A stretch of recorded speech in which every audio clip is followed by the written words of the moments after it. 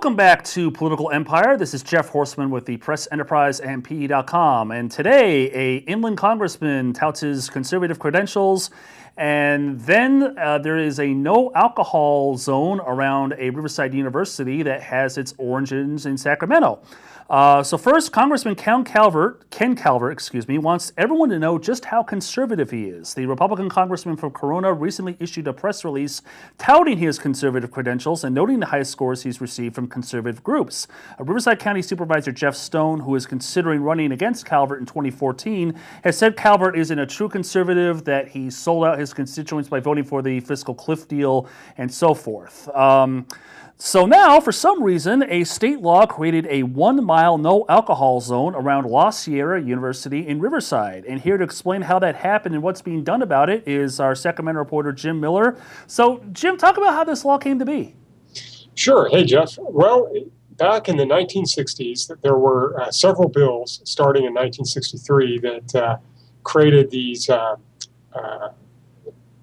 bans on the establishment of businesses that sold intoxicating liquors, and these bans were there were about 4 or 5 schools that were covered by these zones, and they were primarily schools that had a kind of religious sponsorship. And so the first law was passed in 1963.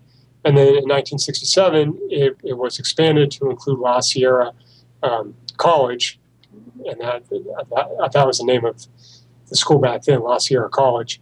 And it's been on the books ever since, and it's kind of a vestige of history that most people had forgotten about.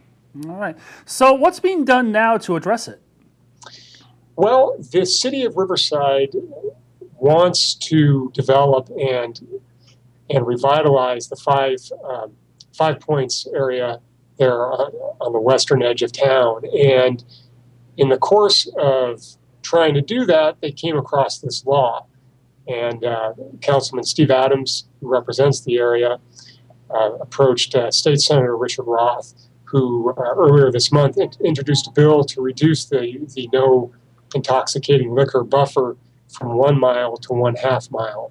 And that was introduced earlier this month, and would, that would make it eligible for its first hearing late next month, first part of March. All right. Well, an interesting law and how it came to be, and now it's interesting to see what's being done to address it. So thank you very much, Jim. I appreciate your time, and thank you as always for watching Political Empire. We'll see you next time.